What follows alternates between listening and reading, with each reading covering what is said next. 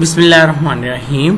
Arbitration act section 8 اور ہم section 8 کو پڑھیں گے. سیکشن 8 کا ٹائٹل ہے power of court to appoint arbitrator اور امپائر.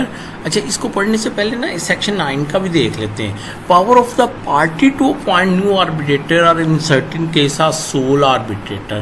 سیکشن 8 اور سیکشن 9 میں تھوڑا سا جو ہے نا وہ فرق جو ہے اس کو سمجھنے کی کوشش کرتے ہیں, پھر اس کے بعد میں آپ کو جو ہے وہ مزید آگے لے کے چلتا ہوں. دیکھیے, سیکشن 8 وہ ہے جہاں پہ پارٹیز نے یہ طے کیا تھا کہ ہم اپنا فیصلہ ایک آربیٹریٹر سے کروائیں گے, لیکن اب وہ جو آربیٹریٹر ہے وہ کسی نام کے اوپر متفق نہیں ہو رہے. صحیح ہے, یہ ایک سچویشن ہو گئی.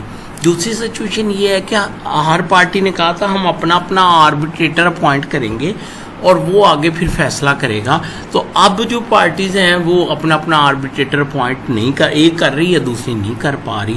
تو سیکشن 8 اس سچویشن سے ڈیل کرتا ہے جہاں پہ انہوں نے یہ کنسنٹ تو دے دی تھی کہ ہم ایک آربیٹریٹر سے اپنا فیصلہ کروائیں گے, لیکن وہ آربیٹریٹر اب وہ جب ڈسپیوٹ ارائز ہوا ہے تو وہ اس کے اوپر جو ہے وہ کانسینٹ نہیں آ رہی.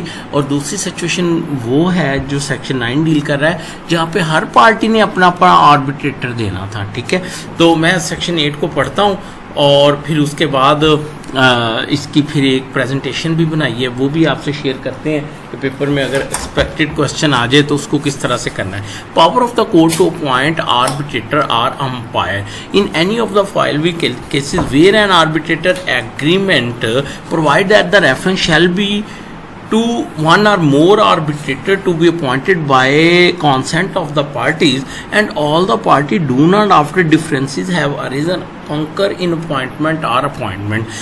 agreement میں یہ لکھا تھا کہ اگر کوئی ڈسپیوٹ ہوا تو جو فیصلہ جو ہے وہ ایک یا ایک سے زیادہ آربیٹریٹر سے کروایا جائے گا جس کو پارٹیز کی کانسینٹ سے اپوائنٹ کیا جائے گا. لیکن اب کیا ہو رہا ہے, اب وہ جب ڈسپیوٹ رائز ہوا ہے تو پارٹیز کسی ایک اپوائنٹمنٹ یا اپوائنٹمنٹس کے اوپر ایگری نہیں ہو رہی. اچھا, اب اے کو ملا کے پڑھیں اس حصے سے تو کیا ہوگا, اینی پارٹی میں سرو دا ادر پارٹیز اور آربیٹریٹرز ایز دا کیس میں be with a written notice to concur in the appointment or in supplying the vacancy.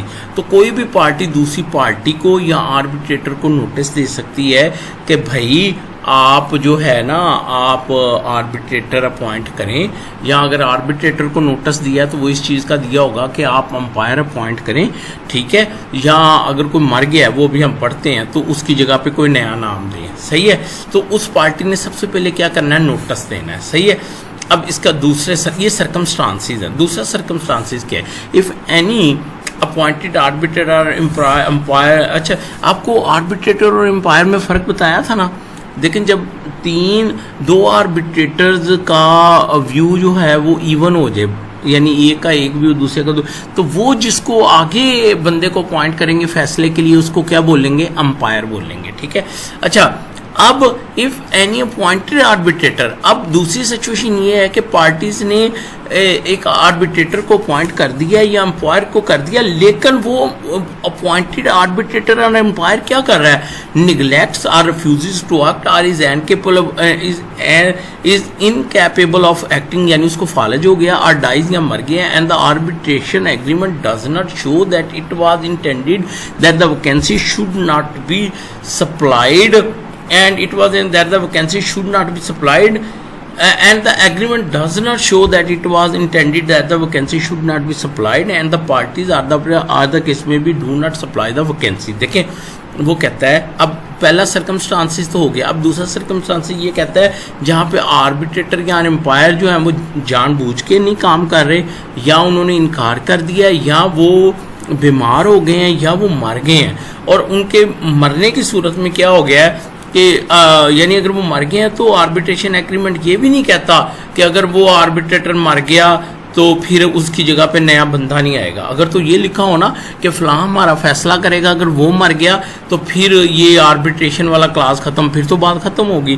لیکن اگر وہاں پہ ایسا لکھا ہی نہیں تو اس کا مطلب یہ ہے کہ بائی ڈیفالٹ اگر آربیٹریٹر یا امپائر مر گیا ہے تو اس کے مرنے کے بعد اس کی جگہ پہ نیا بندہ آئے گا, اس کو کہیں گے ٹو سپلائی دا ویکینسی. ٹھیک ہے, اور پارٹی جو ہیں وہ اگلے بندے کا نام بھی نہیں دے رہی. صحیح ہے. where the parties are the arbitrators are required to appoint an umpire and do where the parties are the arbitrators are required to appoint an umpire and do not appoint him.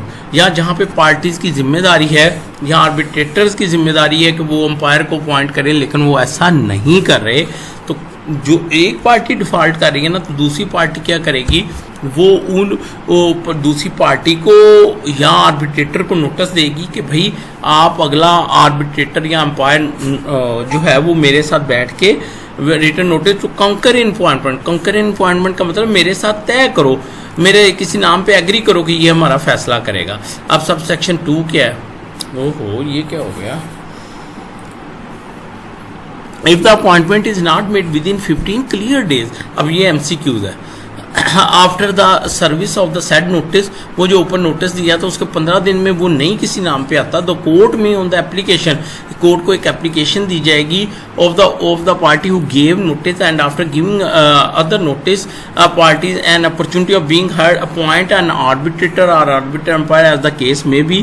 کوئی party دوسری party court میں چلی جائے گی جی کہ میں نے ان کو نوٹس بھی دیا, 15 دن تک کے اندر انہوں نے نہیں اپوائنٹ کیا, تو کورٹ کیا کرے گی, who shall have like power to act in reference and to make an award as.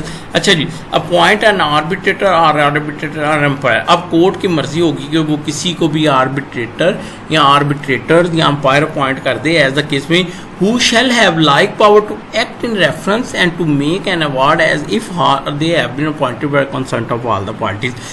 یہ بڑا امپورٹنٹ ہے. وہ کہتا ہے کورٹ کی طرف سے اپوائنٹ کیا کہ آربیٹریٹر کا جو فیصلہ ہوگا وہ ایسے ہی بائنڈنگ ہو جائے گا اور اس کی وہی ویلیو ہوگی جو کہ اگر پارٹی خود سے کوئی آربیٹریٹر اپوائنٹ کرتی تو اس کے فیصلے کی ویلیو ہوتی.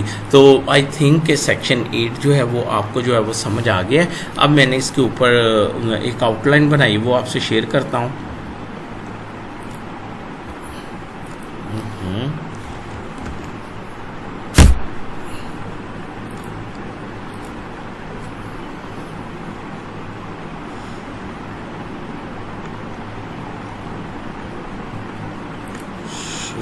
اس کو کیا ہو گیا,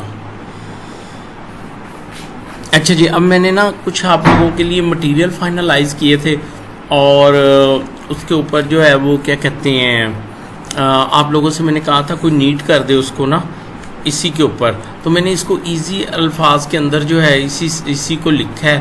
تو آپ یہ دیکھیے گا, یہ ہیں میڈم سہرش اسما ہیں میاں والی سے, انہوں نے یہ میں ساری پریزنٹیشنز آپ کے ساتھ شیئر کر دیتا ہوں. ٹھیک ہے, اور اسی طرح ایک اور ہے,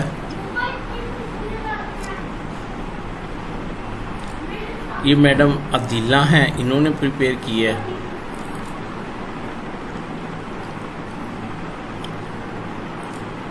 یہ ہے جی میڈم اریبا, انہوں نے یہ کی ہے پریزنٹیشن پریپیئر. ٹھیک ہے, اور ایک یہ ہے, یہ میڈم سائرہ نیک محمد ہے بھاولپور سے, انہوں نے یہ پریزنٹیشن جو ہے وہ پریپیئر کی ہے. اینی ہو ہم اس کو سٹارٹ کرتے ہیں, اس کو پڑھتے ہیں.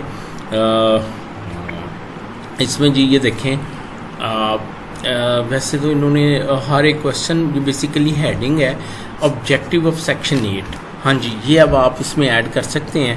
یہ میں نے لکھا ہے the primary objective section 8 of the arbitration act is to empower the court to appoint آربیٹریٹرز اور umpires when the parties involved in an arbitration agreement are unable to do so.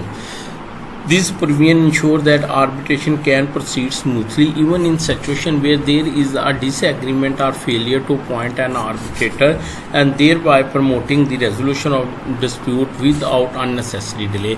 یعنی سیکشن 8 کا مقصد یہ ہے کہ صرف اس وجہ سے آربیٹریشن کا پروسیجر فیل نہیں ہو جانا چاہیے کہ کوئی پارٹی جو ہے وہ کسی نام کے اوپر جو ہے وہ ایگری نہیں کر رہی. ٹھیک ہے, تو اس کا وے آؤٹ کیا ہے کہ کورٹ کو اپلیکیشن دی جائے گی اور کورٹ کیا کرے گی, اس کو اپوائنٹ کرے گی. دوسری ہیڈنگ اس کی جو ہے وہ یہ ہو سکتی ہے وہ کیا سرکمسٹانسز ہیں جہاں پہ سیکشن 8 کے تحت کورٹ جو ہے وہ اس کو اپوائنٹ کر سکتی ہے آربیٹریٹر کو.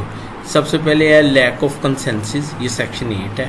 اور دوسری جو سچویشن ہے وہ کیا ہے جی, اب یہ آپ سے شیئر کر دوں گا, آپ اس کو پڑھ لیجئے گا. ٹھیک ہے, اور دوسری جو اس میں ہے سچویشن وہ ہے جی لیک آف کنسنسس آ گیا. اس کے بعد ہے انکیپیسٹی آف دا اپوائنٹڈ آربیٹریٹرز, یہ ہم نے وہ پڑھا ہے پہلے. ٹھیک ہے, اور اس کے بعد نمبر 3 پہ کیا ہے, failure to appoint N arbitrator are امپوائنٹ. ٹھیک ہے, تو یہ 3 ہے. اس کے بعد یہ ہے کہ what are the pre requisites یا procedure to invoke provision of section 8, اس کے لیے کیا ریکوائرمنٹس ہیں. سب سے پہلے 15 ڈیز کا نوٹس دینا ہے ادر پارٹی کو. ٹھیک ہے, پھر اس کے بعد ہے کہ اگر وہ 15 ڈیز میں ایگری نہیں کرتا تو پھر کورٹ میں ایک اپلیکیشن جو ہے وہ کیا کی جائے گی, وہ موو کی جائے گی. ٹھیک ہے, ہاں اب بڑی اہم چیز ہے, کورٹ کیا پروسیجر اڈاپٹ کرے گی, کورٹ دوسری پارٹی کو ایک نوٹس دے گی. ٹھیک ہے, کہ بھائی آؤ اور آ کے بات کرو, اور اس پارٹی کو سننے کے بعد کورٹ کیا کرے گی کہ کوئی ریفری یا امپائر جو ہے اس کو کیا کرے گی, وہ اپوائنٹ کر دے گی. اور جو کورٹ نے اپوائنٹ کیا ہوگا آربیٹریٹر, اس کی بھی وہی پاورز ہوں گی جو کہ کسی دوسرے جو کہ اگر پارٹیز خود آربیٹریٹر اپوائنٹ کرتی تو ان کی وہ پاور ہوتی ہے. ٹھیک ہے, تو یہ بیسیکلی کدھر چلا گیا بھائی, یہ ہمارا لیکچر تھا. ہوپ کہ آپ کو سمجھ آ گئی ہے. تھینک یو سو مچ, مجھے اپنی دعاؤں میں یاد رکھیے گا. اللہ حافظ.